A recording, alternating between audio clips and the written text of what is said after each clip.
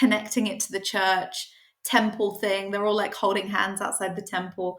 And I was just so confused. And I before it came out, I thought I would watch all of the episodes. I got partway through episode 2 and I was like, I just don't think I can do this anymore. It was just so confusing. Mornings are better with a warm beverage, even for Latter-day Saints. Meet Postum, the ideal coffee alternative and proud sponsor of This Week in Mormons podcast. Spotted on the coffee aisle at Smith's Grocery or at your local nearby store. Can't locate it? No worries. Order it at postum.com. Explore delicious recipes to tailor your Postum experience. Start your day off right with Postum.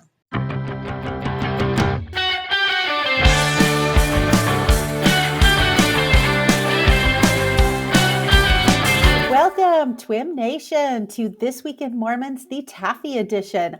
I am your host, Tiffany Hales, and I should say this is kind of a Taffy, this is a mashup edition because this is Taffy meets International, because I have with me as my co-host this week, Georgia Travers. Yay, Georgia! Thank you for coming on, and many of you will recognize her. She is one of the co-hosts of our International TWIM edition, and we have been wanting to podcast together for several months, and it took us a while. So, Georgia, thank you very much for coming on the show with me today. Oh, it's such a pleasure. I'm really excited for this crossover episode. I've been a fan of Tiffany since I started listening to This Week in Mormons, so it's nice for us to have this opportunity to record together.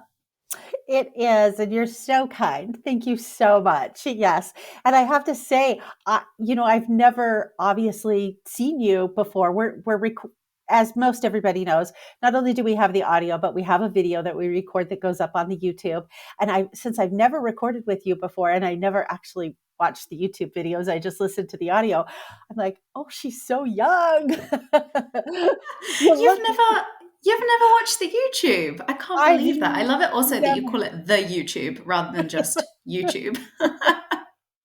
Exactly. So this is the first time seeing like face to face, and I'm just like, oh, she's so young. How nice is that? That is so funny. I think I look younger than I actually am. I have 3 kids. I've been married 8 years, so I'm not that young, but a lot of my colleagues think that I look a bit young as well because I'm a classroom teacher. So you have to kind of look kind of authoritative in that role. And a lot of them say I look a bit young, but I'm not complaining. It will serve me well in the future when I'm old. Exactly. So I didn't realize you were a teacher. What do you teach? I teach physics and science. Now I'm even more impressed. And I don't know the ages of your children. I'm not sure I've ever heard you say the ages of your children. So what are the ages of your children? As in my own children, not the children that I teach. Yeah. Exactly. Okay. I just thought that was an important clarification there. So my daughter is actually turning 5 tomorrow. And then I have twins who are going to be 2 in December. So I have a very nearly 5-year-old and then almost 2-year-old twins as well. My life is absolutely crazy, just to say. I can't even imagine. I had no idea that you were a mom of multiples. Like mad props, hands down to you. I can barely wrap my head around having one baby at a time, let alone 2. And the fact that they are 2 and that you are like surviving and upright and breathing, mad props is all I have to say. Oh, well, thank you. I mean, the first year is really tricky just because the lack of sleep. Because what you find some nights is you'll get one settled, one will fall asleep, then the other one will wake up, you'll get that one settled, and then the first one will wake up again. So it was difficult that first year. Once they started sleeping through the night, it's become a lot easier. And I actually think, maybe it's an unpopular opinion, but I think having twins in some ways is easier because they play together. And you kind of don't have to be as involved as you do when you just have one-on-one, you know? So my oldest daughter, I would constantly be playing with her, giving her attention. But the twins, they're a bit more independent and they'll play with each other, although they fight a lot physically. They're getting into that kind of very physical stage. But it's really fun. I love it. So I prayed for it. And it happened. And I have to say, my best friend of 20 years is pregnant with twins as well. So that'll be so fun. Now, it's really exciting. Are your twins identical or are they fraternal? I've got a boy and a girl, so they're Oh, boy and non-identical. girl twins. Okay. For some reason, I thought you had said that they were both boy twins. I didn't realize you had boy girl twins. So that's Yeah, even I've got an older daughter, and then I've got the boy and the girl. how fun. How fun. Well, then, yes, you are busier than I can't even imagine. So the fact that you take the time to co-host on TWIM and come on with me, that's just that tells me what a very organized person you are to be able to juggle all those balls. Yeah, I think I'm just good at delegating. I just ask for a lot of help and I receive a lot of help and I just muddle through every single day, but we get there. Love it. All right. Well, before we begin with some stories tonight, I do want to thank our sponsor, Postum. As I'm sure you are aware, Postum is our sponsor this year. And usually I like to make my guests drink Postum with me, but usually my guests are in person with me. And I had no idea if Postum was even available in the UK. Can you even buy Postum in the UK? Not that I'm aware of, but I need one of you to send me some because I'm really keen to try it after all these different recipes I've been hearing about. Okay. Well, I'll see what I can do about getting Kurt to send you the chocolate because honestly, I think the chocolate one is the best. The chocolate one is hands down my favorite. I can make so many fun drink mixes with the chocolate that the chocolate is the one that I like the best. So we'll see what we can do about getting you some Postum so you can jump on the Postum bandwagon and try it with Yeah. us. Yeah, and I think as well as in the Northern Hemisphere, we're heading into winter, it would be nice to just have a hot drink that I could go to because I'm not a real big fan of hot chocolate. So, Yeah, we're not really tea and coffee drinkers in the church. And then if I don't like hot chocolate, what are my options? There's very exactly. limited number of options. So I need to find myself a good hot drink. Exactly. Well, and that is what I like about the chocolate Postum is hot chocolate is way too sweet for me, and the chocolate Hmm. Postum has just enough flavor and it doesn't have the sugar that you get this nice hot drink without feeling sick to your stomach having consumed, 3 tablespoons of sugar. So, Hmm. that's one of the Hmm. things I really like about the chocolate Postum. So, I'm with you there on the hot chocolate thing. About 2 sips and I'm done and I don't want any more. So, Hmm. all right. Well, let's go ahead and start some stories since that's what we're here for today. Or rather, it's today for me. It's evening over in England for you. We had a 7-hour time difference that we had to kind of finagle. So that was great. Um, Yeah, let's well, this start. is normal for our international edition because Daniel Ferreira lives on the east coast of the US. That's right. So we've always got to deal with the time difference with the internationals. It's just the way it is. That's very true. Except at least he's still 2 hours ahead of me. You only have a 5 hour Hmm. difference with him as opposed to the 7 hour difference you have with me. I had to Google that this week. I was like, okay, what is the time difference? I'm like, oh, 7 hours. Wow. Yeah, I did exactly the same thing when I was trying to work out what time it would be for you. I literally Googled, time in Utah. Although you're not actually even in Utah, are you? Are you Idaho? I'm in Idaho, but we're in the same time zone as Utah. So you Google Same Utah difference. time and yeah, same difference. So all right. So, our first story tonight is about some returned missionaries in Ecuador and a program that the church has. Now, it didn't originate in Ecuador, it originated in some other countries, but they are now opening it up to Ecuador. And so, what they are doing with these returned missionaries is any missionary who returns from a mission, they have this thing called My Plan. And they start to fill it out, a couple of months before they come home. And it just kind of helps them set goals and direction. And honestly, having had a daughter on a mission when they had the My Plan thing, when my first son went out, they didn't have My Plan. When my daughter went out, they had My Plan. She was still such in missionary mode. She really didn't fill it out or do that much of it while she was on her mission because she was in missionary mode and she did not want to think about coming home. She wanted to solely focus on her mission. So they have this My Plan, but this is kind of an expanded version of the My Plan. And they've been rolling it out in a lot of countries where the missionaries need a lot more direction when they finish their mission than perhaps what happens in the United States. So these missionaries go to this 2-day workshop. It's hosted by the Church of Jesus Christ of Latter-day Saints. It's part of the self-reliance umbrella that the church has. And it is called a self-reliance immersion program. And it helps the missionaries focus on basically three different things: education, through career guidance, what some of their access is to affordable education opportunities, including BYU Pathway Worldwide. Helps them focus on employment and learning about resume writing, job interviewing skills, how to translate a lot of those missionary skills into the corporate world. And then it also focuses on entrepreneurship and how to develop business projects through initiatives.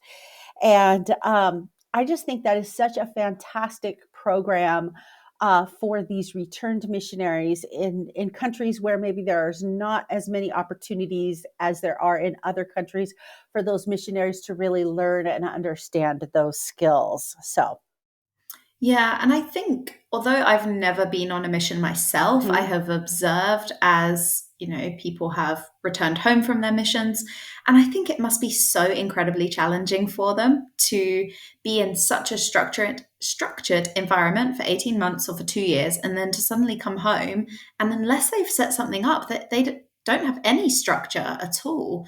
So I guess if they just hop onto that course, the 3 E's, education, employment, entrepreneurship, that'll help kind of plan their next steps, I suppose, so that they don't feel lost after they've come home from their missions.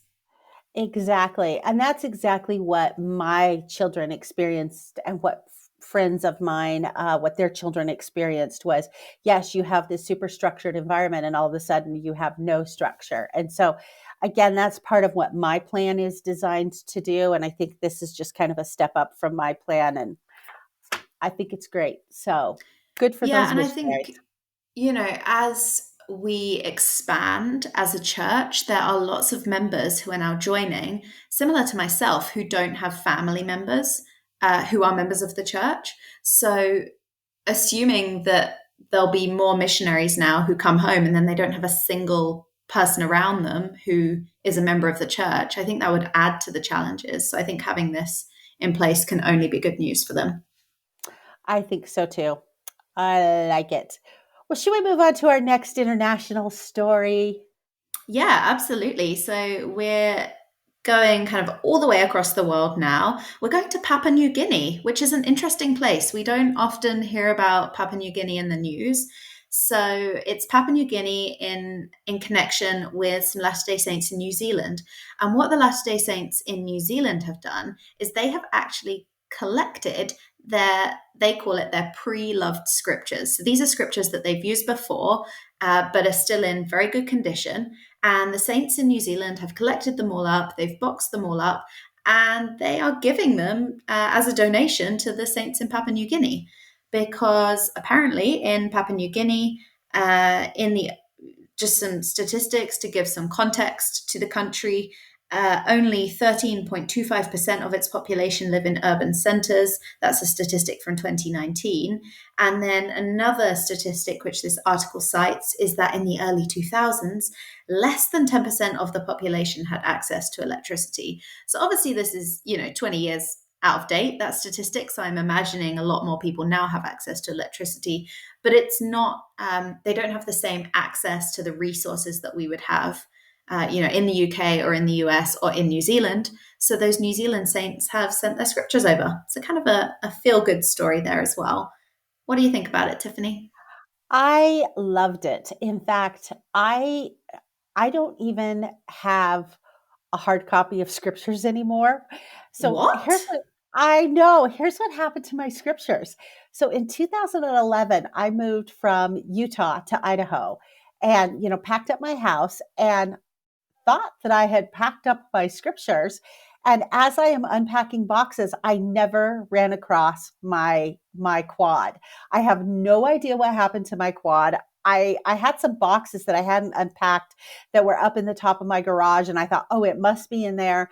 I unpacked those sometime within the last year, and it wasn't. And I'm just like, I have no clue in the move how I lost my scriptures. But in that move, somehow or another, I lost my scriptures, and I've just never replaced them with a hard copy. I've just ever since then just used the electronic version of scriptures. So there I you have go. so many thoughts on that. I can't believe you don't have a hard copy. I love my hard copy quad. So mine must be. 10 years old because Okay. I was given those scriptures by the missionary couple who taught me the gospel, and they gifted them to me. I can't remember if it was at my baptism or shortly before, shortly after, but it's been 10 years since my baptism. So my quad is still in pretty good condition.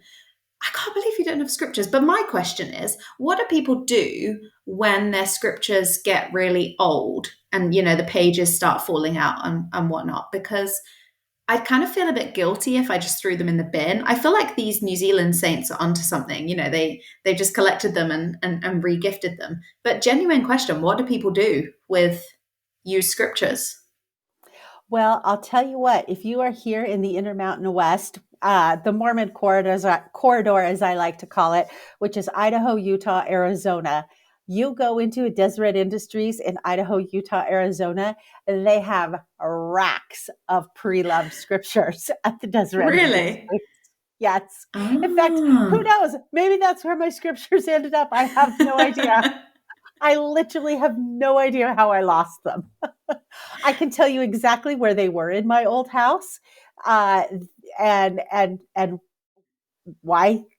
I just don't know. I just have no clue what happened to them. Hmm. Yeah, that's interesting. I wondered where they end up because I don't know what I'll do with my scriptures when I need to get more. I don't know. I Yeah. have to, Well, do something. I I suspect since this quad means a lot to you since it was given to you by the missionary couple, that when you need new ones, you'll probably set that on a shelf because that has such an emotional attachment and good memory for you that it would, if it were me, that those would be hard to part with. Yeah, I think I would like to keep them forever. So I have a confession. I have never read the Doctrine and Covenants the whole way through, and I've also Okay. never read the Old Testament the whole way through. But the New Testament and the Book of Mormon in my quad, I have highlighted every single word of the Book of Mormon. It's color coded highlighting, and it has a special meaning. So I came up with this key about 10 years ago, and each color means a different thing. And then every word or phrase will be highlighted with that color, which will link to the key for its meaning. So I'm never getting rid of those scriptures because I put so much time and effort into reading the Book of Mormon the whole way through for the first time and highlighting it all. And when I look back on it, those colors mean something to me. I don't know if that makes any sense at all, but I know when I see orange, it means this is how to live the gospel. I know when I see pink, it means this is something I shouldn't do. I know when I see green, that means that scripture is deeply profound and meaningful to me. And all of these colors have different meanings for me. So yeah, I will keep that one. But I feel like maybe I should get a second set of scriptures that I use kind of day to day so that first set stay preserved maybe because they are so special. I love that you have this whole color coding system that is unique and special to you. That is so great. And what an incredible way to study the scriptures by doing that and looking for specific things. Then it's just not words on a page that you're reading. That's awesome, Yeah. Georgia. Yeah, it was, well, that was the most effort I've ever put into reading through the Book of Mormon. I've read it through a couple of times in the years, since Yeah, then. And I've never put quite as much effort into it as I did that first time. love it. All right. Well, since we got a lot of stuff to cover, let's just give mad props to the Saints in New Zealand for helping the Saints in Papua New Guinea. And we will move on to a couple more stories. How does that sound? Sounds good. Okay, I'm going to do a quick shout out. As you are aware, several weeks ago, maybe it was even about a month ago, it was announced that BYU was going to have a medical school, that they were going to build a medical school. And there wasn't a lot of information initially released on it. But this week, President Shane Reese of BYU released a little bit of more information on the logistics and what that's going to look like. It said that BYU is going to provide a new building in its Provo, Utah campus to accommodate the classroom instruction and administrative needs of the medical school. Now, for those of us who are BYU grads, he has not said where that building will be because that campus is pretty built up. I mean, I'm sure that they will obviously find a place for it, but it'll be interesting to see where they put that on campus. However, their clinical training will occur in multiple offsite locations. They've been engaging in conversations between Intermountain Health, the University of Utah, and others with regards to prospective clinical collaborations. So, this is super exciting. There is a medical advisory team that's also being created to help develop and solidify the plans related to the new medical school. So I think that's going to be just a great addition for BYU, and it will be interesting to see. It will probably take a couple of years, but I am sure it will become a very well-renowned medical school because when you look at BYU's other two graduate programs, they've got the MBA school, which is ranked 35th in the United States, and they have the law school, which is ranked number 22nd in the United States.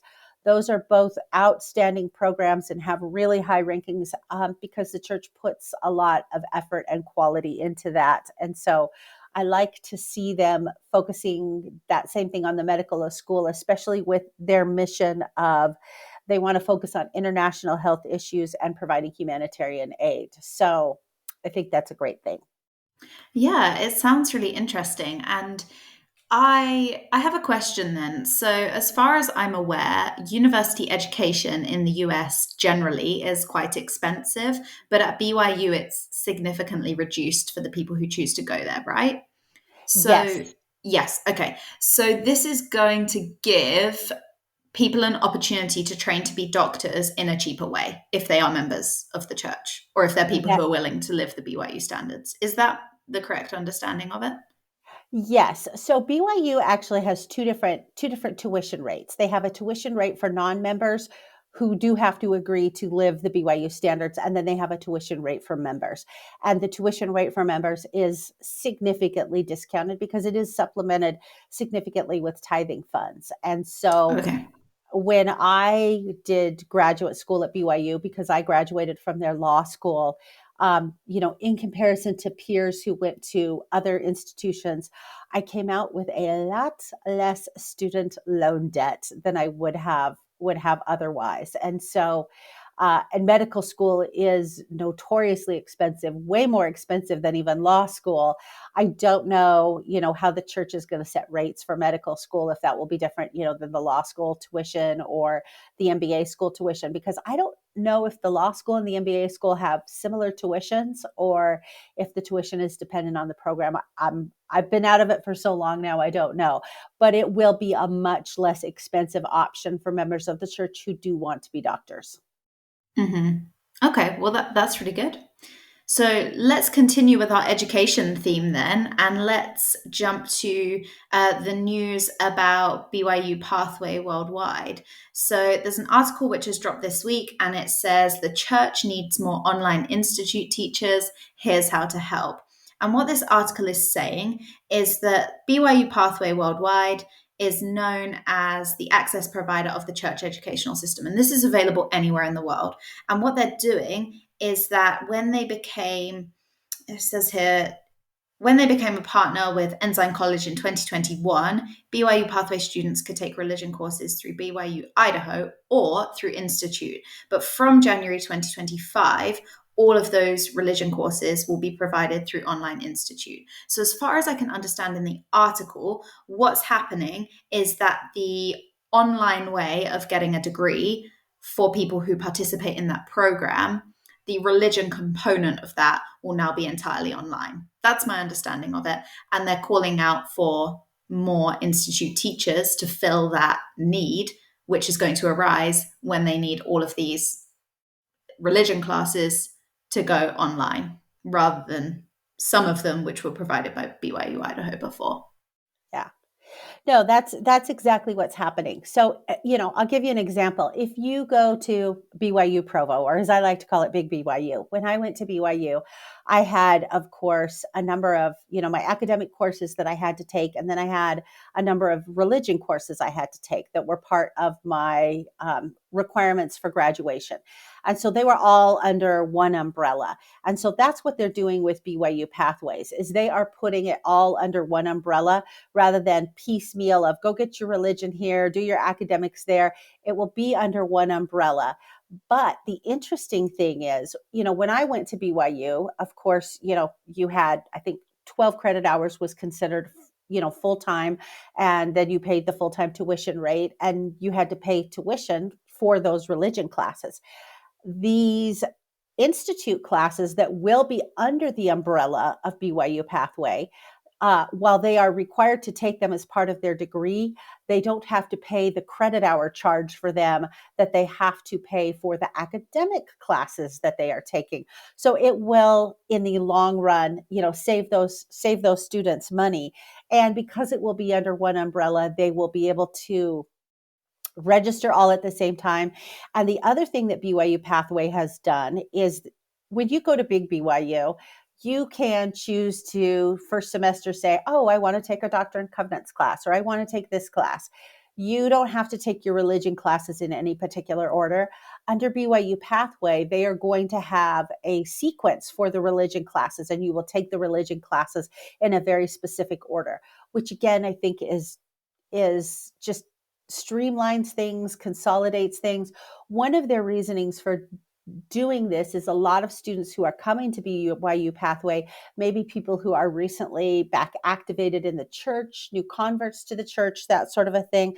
And so they want to start with some really basic religion classes before they get into the really heavy academic ones. Okay, that makes sense.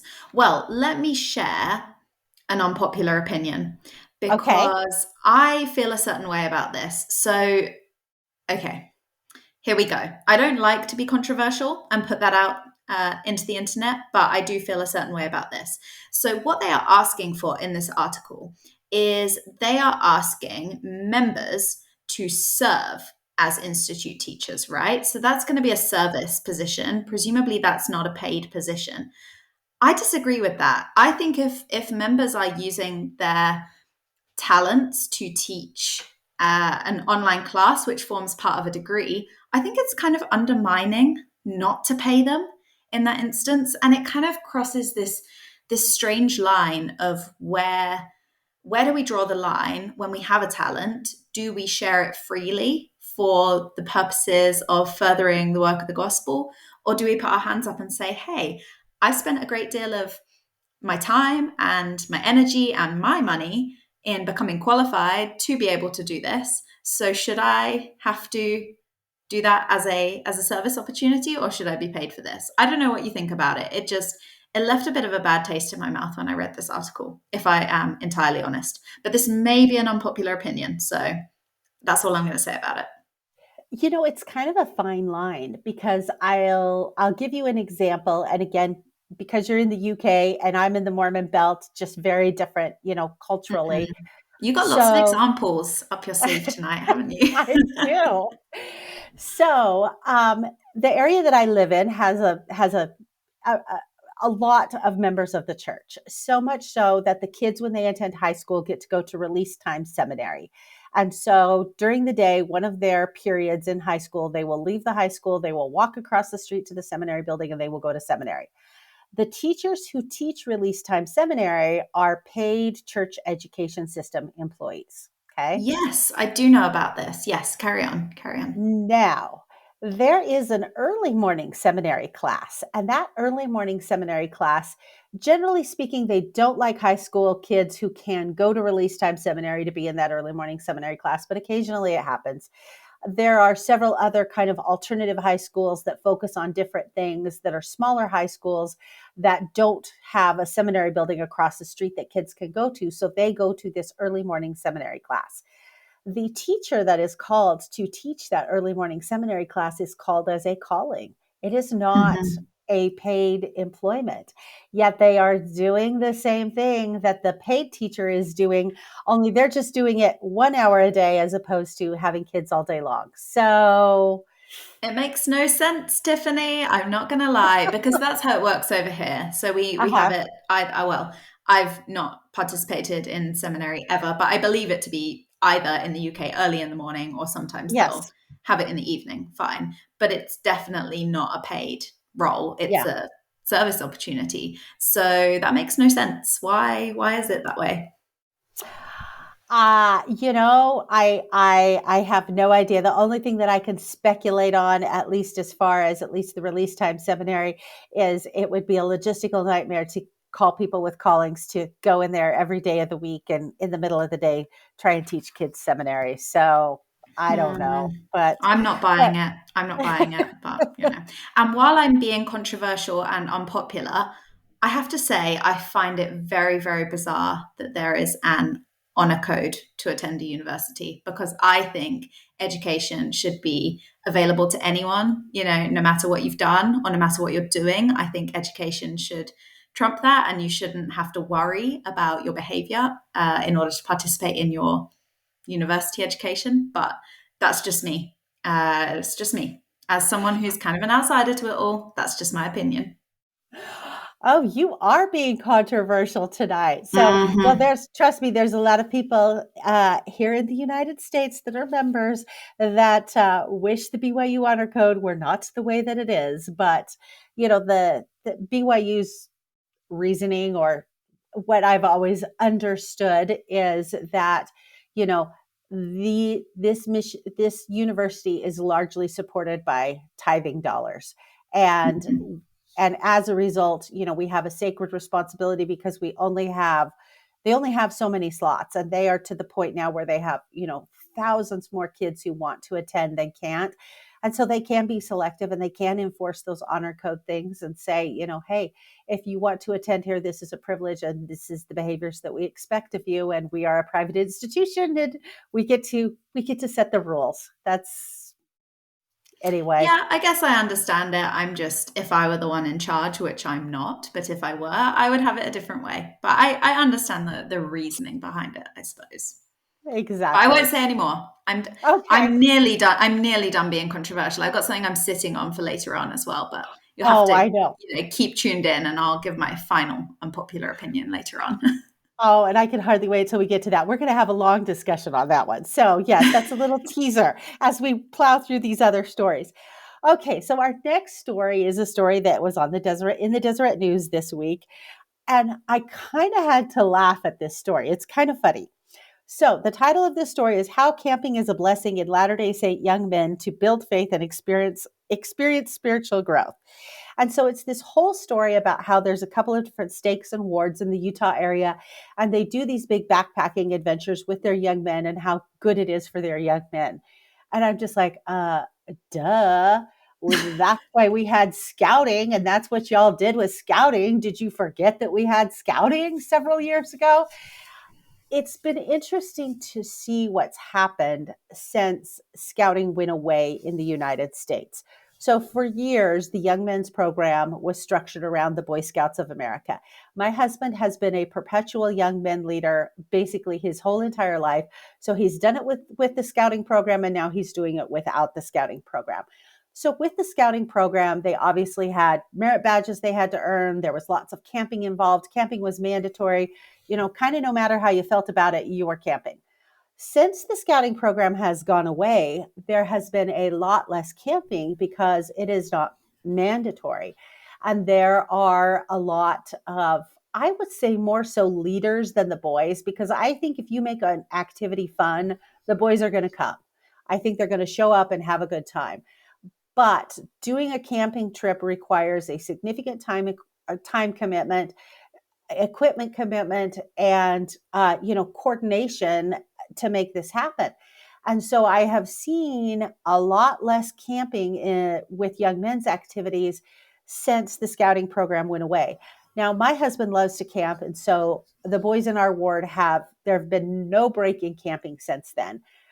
We are the only ward in our stake where the boys are actually going out on a regular basis and camping. And they did a big backpacking trip this summer for the very reasons that was described in this article. Is they need a place where they can go away, they can unplug from the world, they can have face-to-face conversations with each other, they have no technology, they can build these lasting relationships, they can do hard things by climbing really high mountains, they could work together as a group to help each other get to the top. And it's just very team building for these boys. And I see it as unfortunate that some that there's so many benefits to these boys that I see it as unfortunate that not all of them get to have that opportunity like they used to. So, Mm, what do you all yeah, do about camping in the UK? How does that work? it's kind of on a stake by stake basis. So I lived maybe an hour south of where I live now, and that was a different stake before. I lived there about 5, 6 years ago, and I was in Young Women's as a leader at that time. And they had this amazing annual young men and young women camp. I think they went on consecutive weeks. So the campsite was the same, and they had these huge tents, and they made it into a really, really good experience. But then I moved to a different stake, the one that I'm in now, and no such activity is available on an annual basis. However, this year, last month, the youth, the young men and the young women went on something called AdCon, Adventure Convention, which I believe Oh, is just, yeah, I know, which is kind of just our stake. I think that was the name that they okay. gave it. And they went away, they drove, I think, 5 hours into the mountains in Wales. And they had this incredible, from what I've heard, I wasn't there, spiritual, physical, everything experience. And so I think it depends, stake by stake. But I think the opportunity to camp and to experience that is a growth opportunity for all youth that should be built into the young men young women program. I don't know anything about scouting. Was that just for the boys? Because I think it should be for both the boys and the girls if they're going to have that opportunity. Yeah, the way that they excuse me, the way that they used to do it, again, the scouting program went away several years ago, was there was an organization called the Boy Scouts of America. And that was not a church run organization, although the church was deeply affiliated with the Boy Scouts of America and significantly financially contributed to the Boy Scouts of America. It was not run by the Boy Scouts. They used the Boy Scouts programming and materials in their young men's program. And they did not use that. The girls were kind of on their own. And so there was a lot of chatter about the inequities between the young men and the young women when the young men were involved in Boy Scouts, because there were significant financial contributions to scouting that were not made to the girls, and significant financial expenditures on the boys that were not made to the girls. So I do have to say, getting rid of the scouting program has more equalized the budgeting process between the young men and young women organizations. Okay, so that's good, but Yeah, it shouldn't come at the sacrifice of those camps themselves. yeah. They hopefully they should be replacing them because I remember growing up, I participated in an award scheme known as the Duke of Edinburgh Award, which is something I think it's in the UK, but I think it's in other countries as well, but not the US.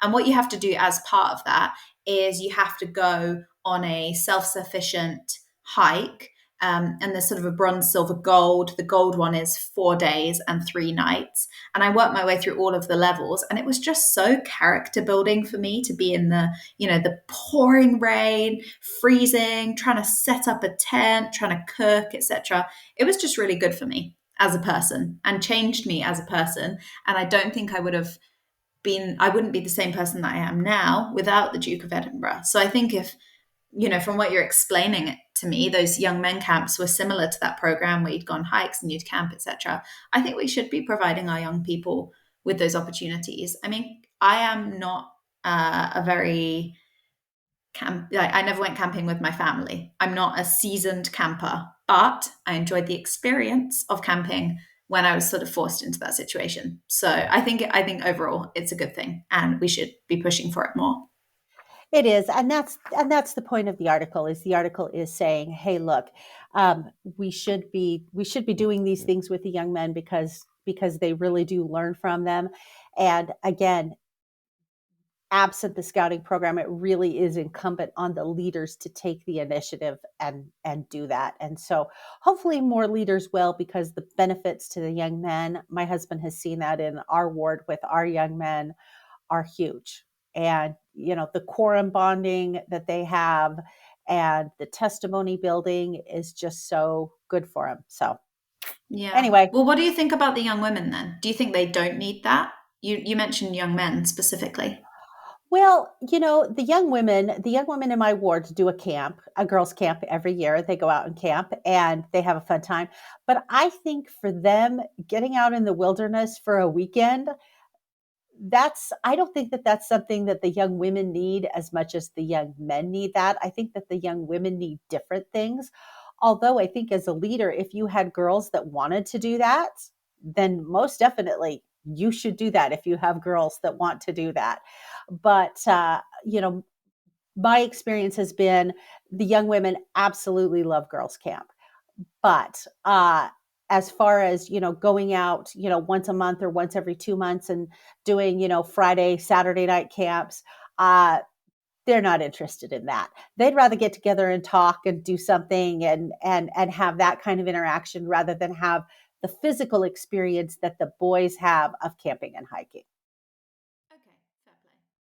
Fair play. All right. So, our next story, this is just a quick shout out. The church released a new video with the update on the Temple Square renovations. As you may recall, obviously, we are renovating the Salt Lake City Temple, but the church also decided it was kind of one of those things. Well, since we're tearing this up, we might as well tear that up. And they started tearing things up, and pretty soon the whole plaza was torn up. And so they have now opened the newly renovated Church Office Building Plaza and adjoining Main Street Plaza. They actually opened it earlier this year. I was down there in April and it had just opened in April and it is gorgeous. They have all these walking pathways and places that you can sit and reflect and beautiful landscaping and all the international flags up. And it's just so peaceful. It's really nice. But there is a video that they released. And so we will have a link in the show notes if you want to go watch the video and see the video of the plaza. They are still working on the temple. We looks like we have about 2 more years of construction. They expect the temple to be done in 2026. So we are 5 years into the rebuilding of the temple project. We have 2 more to go. And so now the race is on. Who is President Nelson going to make it to when the temple gets rededicated?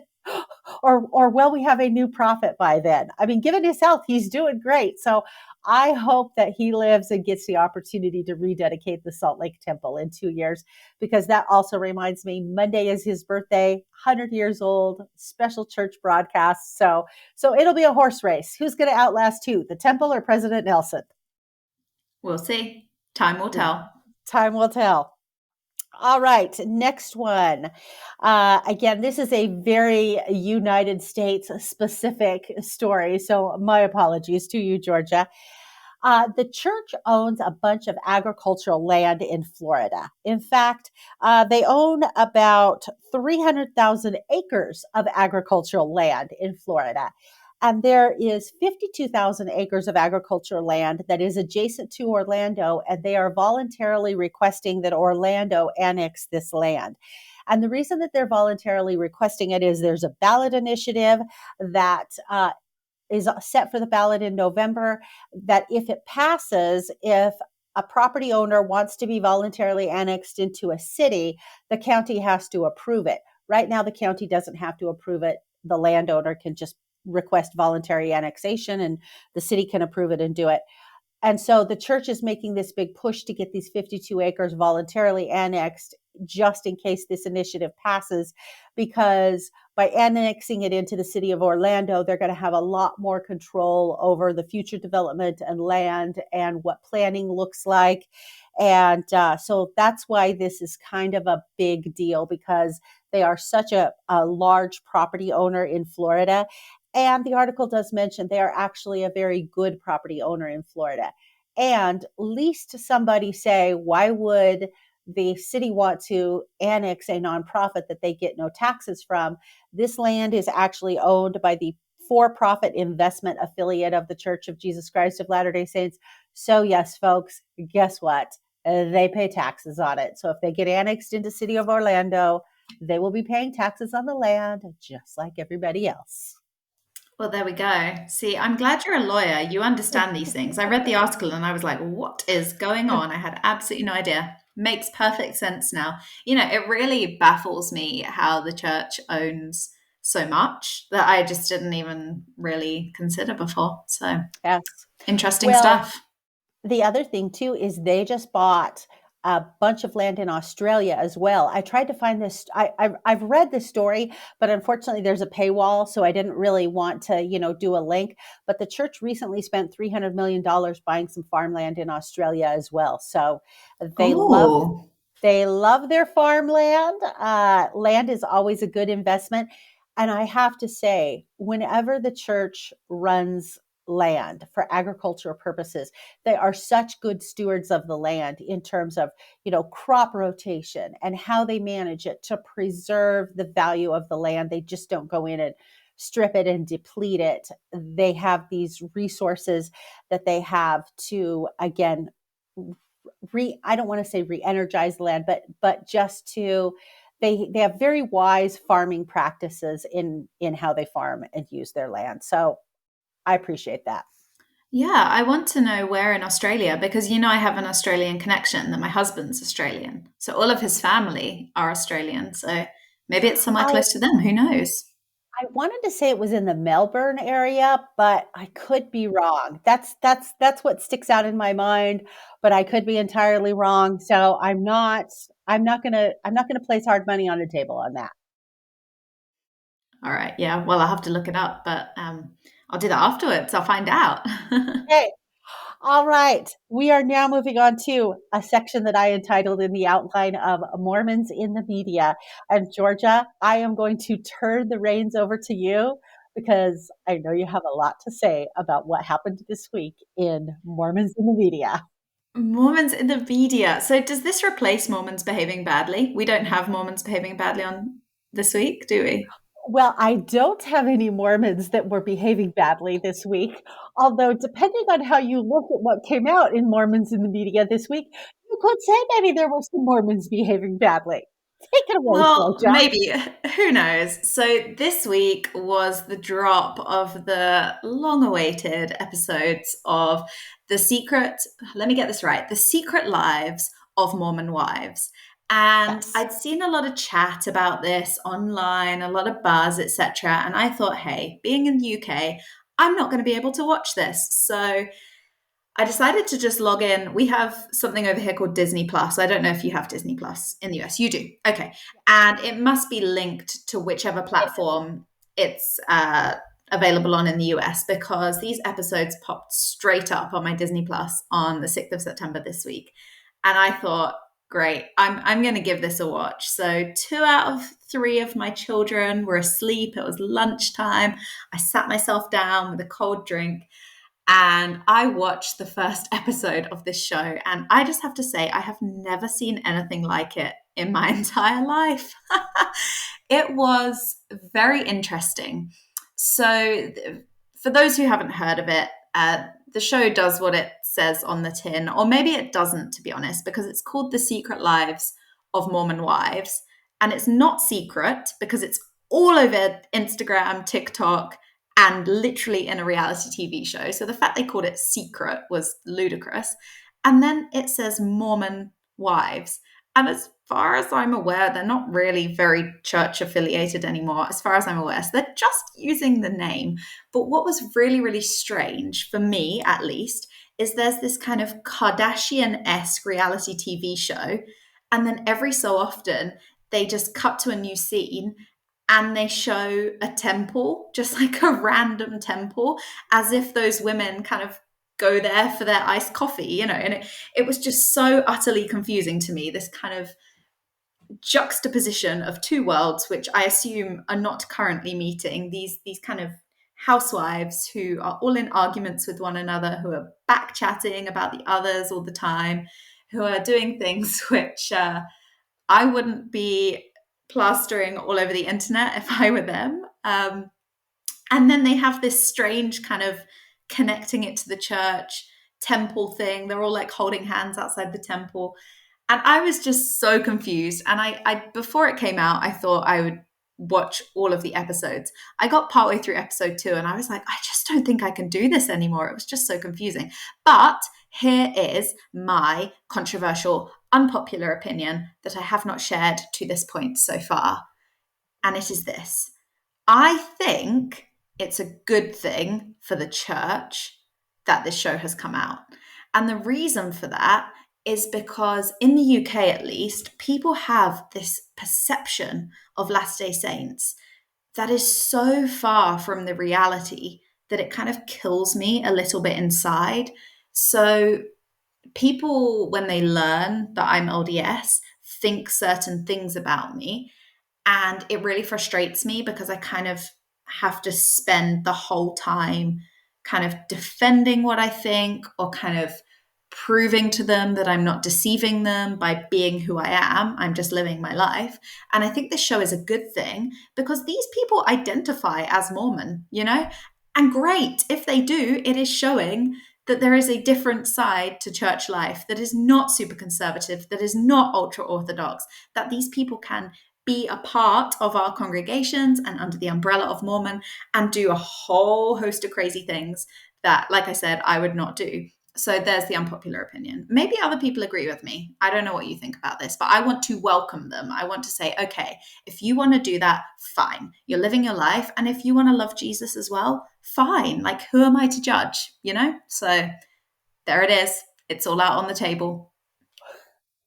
I love your thoughts on this. You are cracking me up. So, I did watch the first episode. I watched it last night when I was going to bed because I knew we were recording today and I knew we were going to talk about it. Um, it wasn't as, for me when I watched it, it wasn't as jarring as it was for you, probably because I have watched what's called The Real Housewives of Salt Lake City. And you probably have not seen that in the UK. It is a Bravo show. It's on NBC's platform here in America. And so the Secret Lives of Mormon Wives reminded me of a younger version of the Real Housewives of Salt Lake. Because the Real Housewives of Salt Lake, they have more money, more glamour, and they're older. But a good number of them, none of them are currently active, but a good number of them have some sort of affiliation with the church. And when I say active, I mean, actively practicing every week, like probably what you and I are. There's several that, go to church on a routine basis, but it's kind of more of a cultural thing. And then there are several that no longer affiliate with the church. So this reminded me very much of the Real Housewives of Salt Lake City, only these girls were younger and a little more trashier than the Real Housewives of Salt Lake City. So that wasn't as jarring to me. I did fall asleep in probably like the last 5 minutes of the episode. I found it really interesting that at least the pilot episode was focused on this whole swinger scandal that had happened with the major character, which is Taylor Frankie Paul. I think as it moves on, they'll move a little less away from that swinger scandal. I think that was just kind of the hook to get people in there of, oh, these Mormons are swinging. And not everybody in this group was involved in that or doing that. It does Oh, appear I just everybody. want to stop there. They're all Okay. denying it, but I'm like, Yeah. well, who was it then? Come on. Like, they're all denying it. I'm like, you're all lying. You're all lying right now. That's just what I thought. And maybe that's true. Maybe that's true. None of them other than Taylor Frankie Paul want to admit to it. And maybe that will come out by the end of the season. But a couple of things that struck me is, first of all, in the opening, when they're opening the show, they are walking on the temple grounds, and they are walking on the temple grounds of the Provo temple that is no longer there because it's been demolished. So the temple you see in the background is gone. It was in the winter time. The other thing too is when and I contrast this to the Real Housewives of Salt Lake City. Real Housewives of Salt Lake City started filming before the Salt Lake City temple was under construction. And so there are always shots of the Salt Lake City temple in the Real Housewives of Salt Lake City. These people didn't start filming until after the Salt Lake City temple went under construction, so they couldn't use the Salt Lake City temple. But what struck me is when they're walking from the grounds. So the Provo Temple sits right at the base of the mountain. And then there's a big field between the Provo Temple and the MTC. And so there's a camera shot of these six ladies in blue coats walking from the temple, holding hands down kind of that field. Well, that is church owned property. And I'm like, there is no way that the church gave them permission to film on their property.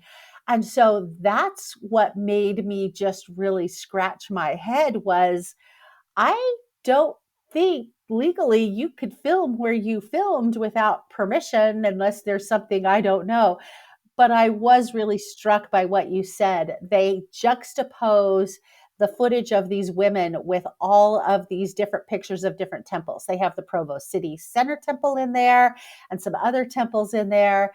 Uh, I think to kind of bring in the religious element, because the other thing that they do is they show buildings with crosses. And I'm like, well, that's not an LDS building. They showed buildings that had stained glass depictions like what you would see in a Catholic church. And I'm like, well, that's not an LDS building. And so it's so fascinating to me, production, how they had put this together to kind of bring in this religious element to create this religious element that maybe isn't as predominant. So Yeah, where are all the red chairs and basketball hoops? Hey, that's what that's what I associate with a chapel.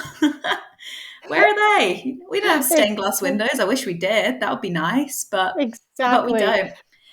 Yeah, but it was just Well, crazy. But I'm hoping some more. I hope it gets a big audience in the UK because I would love it if people started thinking different things about me, or at least started thinking that we're all different. LDS yes. people are all different. We don't fit into one mold. I had some work colleagues a couple of years ago. It was all in jest. But when they found out I was LDS, the next morning I came into the office and they had photoshopped my face onto loads of pictures of like women from the 1800s and people like um, with like hand carts and like Uh-huh. these petticoats and big dresses and stuff and stuck it all up. And they're like, ha ha ha, George is a Mormon. Like that's what they thought. That's just what they thought. Yeah. That's their association. They don't have any other association. They think polygamy, they think secrecy, that kind of thing. And so, I hope they watch that and see there's a whole spectrum out there of people who, are part of our church, which I kind of like. I don't necessarily see too much wrong with it. Well, I appreciate your perspective on that because that is very different than living here in what we call, the Mormon belt, where we see this. And to us, it's just so cringy because there are enough members of the church in the area that I live that while, yes, some people have some crazy association with members of the, with Mormonism, there's enough members of the church out there doing good things that people don't come with all of the crazy associations like what you see because they've had so much interaction with so many different members and they go, oh yeah, they're just kind of normal people. So when we look at Secret Lives of Mormon Wives, that seems a lot more cringy for us just because we're like, we don't want people to think that that's what we actually do, where for you it's more normalizing. So I love that. I love that difference. But of course, this has generated a lot of articles. There was a Deseret News article this week by one of my favorite reporters, Hannah Syriac. We've interviewed her. Uh, she interviewed a number of women saying, hey, this is, sensationalized. And, these are some of the stories we would like to see about Mormon wives. We would like to see stories about Latter-day Saints women who are at the core of women's suffrage movement, or about women who are single, married, divorced, don't have children, homeschool, just kind of more of the real lives than what is portrayed in either Real Housewives of Salt Lake City or The Secret Lives of Mormon Wives. Then, of course, the cast members from The Secret Lives of Mormon Wives have gotten on and responded to their own media and said, we are still Mormon, like it or not. And of course, they are free to identify, if they wish to identify as being a member of the church, they can identify as being a member of the church. Many of them have said, yeah, my name is still on the church roll. They may not be active or practicing, but that's what they identify with. And there was a really interesting thing that one of them said, which I really liked, that kind of maybe put all of the judgment of them in perspective. We allow investigators to come to church and we hope that they can become Mormon. So it's interesting to hear people saying, we don't claim them, they aren't Mormon. And I thought, are we treating them differently than we treat somebody who comes to investigate the church? If they want to have kind of this brand of 2.0 Mormonism that works for them, let them have a brand of 2.0 Mormonism that works for them. This is precisely my point. Who are we to judge? The final thought on this, I can't remember which one of the wives came out and said it, but they said they specifically didn't choose the name of the show because people were criticizing it, that they were calling themselves Mormon, and they said, "Hey, we didn't have any part in naming the show." And yeah, it is a bit of a funny name. I just don't know what else they would have called them. Like they Yeah. needed that hook, didn't they? So they had to Hmm. call them Mormon, but it's not secretive and they're not really Mormon. So really it Yeah. should be like the lives of wives, but no one would be interested in that. You got to get the numbers, haven't you? You got to pull people in. So Exactly. that's, I Or guess, the why they've lives chosen that.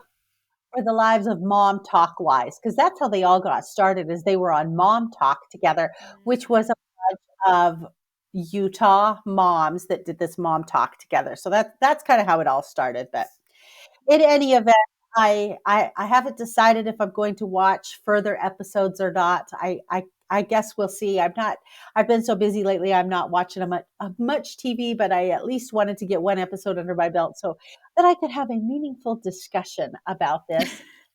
Plus, also Yeah, I, having, I don't know if I can face it again. I might watch it when I need to just kind of tune out of reality, just some sort of mindless viewing. But at the same point, it kind of made me feel a bit like gross watching it. I don't typically watch those kind of shows. Like, I don't know, just all the kind of drama. It's yeah, not really me. So, yeah, yeah. yeah. All right, couple last things for Mormons in the media before we move on to our favorite things.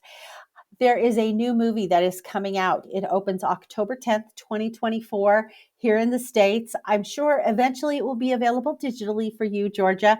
It is called 6 Days in August. And what it is about Brigham Young's secession to the presidency after Joseph Smith dies.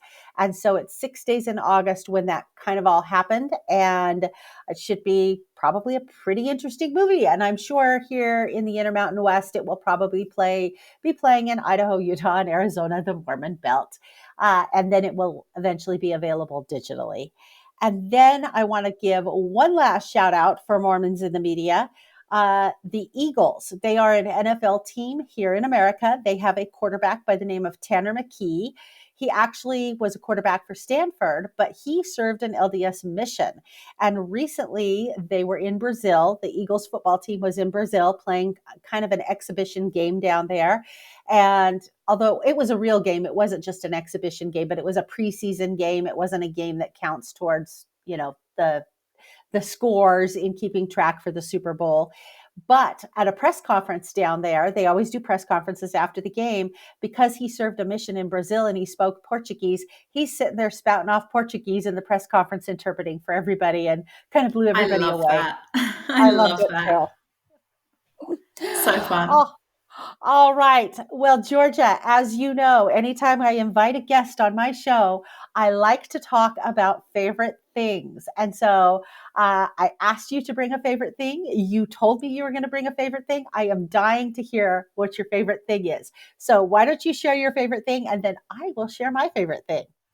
Yeah, absolutely. So, what I've brought along tonight is quintessentially British. Have you heard of squash, as in the drink squash, before? I cannot believe it. So, Never. this is a staple in every British household. And what it is, for those of you who are watching on the YouTube, as Tiffany would call it, or just YouTube for the rest of us, it is a mixer drink. So, you mix a tiny portion of it, you just put kind of a dash into a glass, and then you fill the rest just with tap water or water from the fridge or whatever. And it just forms this beautiful drink. It's sugar free. Kids love it. Kids in the UK are kind of raised on squash a lot of the time. You could also mix it with some sparkling water. So, what I got this evening is an orange and mango, but it comes in every single flavor under the sun. So, in supermarkets in the UK, you will have whole aisles just dedicated to squash. And Americans make a mistake sometimes that they don't dilute it. So, it's very, very, very concentrated. And if you just drink it neat, it will taste really bad. But you have to just put a tiny bit and then you fill the rest with water. So that's my Oh. orange and mango squash this evening. All right. Well, if I get myself over to the UK, I am going to have to try that. That sounds like something I would like, especially where you say, you just dilute it with water and it's a nice drink and not too sugary. So, love that. Hmm. Yeah, sugar Okay. free. Well, mine that I am sharing is a podcast episode that I listened to. So hopefully you can get this over in the UK. I don't know why you couldn't. So, National Public Radio here in America has a podcast called The Hidden Brain. And there was an episode, it was released in August of this last year. And the episode was called The Gift of Other People. And it focused on this psychologist. His name was Nick Epperly, and he teaches at the University of Chicago. And he's done a lot of research about human connection and how important human connection is, which we know human connection is important.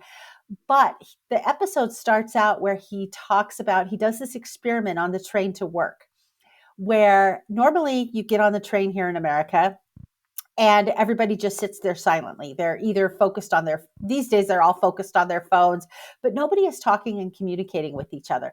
So he decides that he's going to do this experiment where he talks and communicates with people on the train every day on his ride into work, and discovers how good that makes him feel, and how much more connected that makes him feel, and how much more connected the person uh, that he spoke to feels, and how he would ask him at the end, he was like, "Did you enjoy the train ride today? Was this better than your typical train ride?" And they were like, "Yeah, it really was." And he focuses on the dichotomy of, we know we need to connect with others, but taking that step to reach out and connect, and overcoming that barrier and that hurdle to actually have a meaningful dialogue and not just small talk with another human being, and how it benefits both people in the communication. So it was just a fantastic episode. I loved it.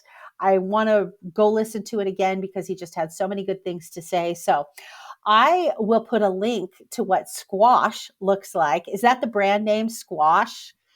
No, Like that's if just I what it is. So there are some typical brands. The most famous is Robinson's squash. Okay, I am going to have you send me a link. Send me an email link so that I can at least put a picture of it on the Twin Sisters Facebook page, because I will also put the information about the podcast on the Twin Sisters Facebook page, so that those of you out there who want to see what George is talking about or want to listen to my podcast can go on the Twin Sisters Facebook page and be able to find that. So I always try and do that, because sometimes people are like, what was that? And I'm like, just go to the Facebook page or the Instagram page. I think I said Twin Sisters Facebook page. We don't have a Facebook page. Twin Sisters only has Instagram. So I just say, go to the Instagram page. I have everything up there on the Instagram page. So if you'll send me a link to that, Georgia, I will get that up on the Instagram page so people can see what you're talking about. How's that sound? Absolutely. And you need to try some. Maybe you can send me post them and I'll send you squash. Maybe we can do a Oh, trade. Oh, there you go. That's a deal. All right. I've got one article left. You want to stick around and do a Patreon episode with me for the one article we have left? Yeah, let's definitely do that. Okay. So, for those of you who are Patreon subscribers, and for those of you who would like to become Patreon subscribers, we like to do some extra content at the end for our Patreon only subscribers. And also, our Patreon subscribers get access to new episodes before anybody else does. So, we would encourage anybody who wants to be a Patreon subscriber to be a Patreon subscriber.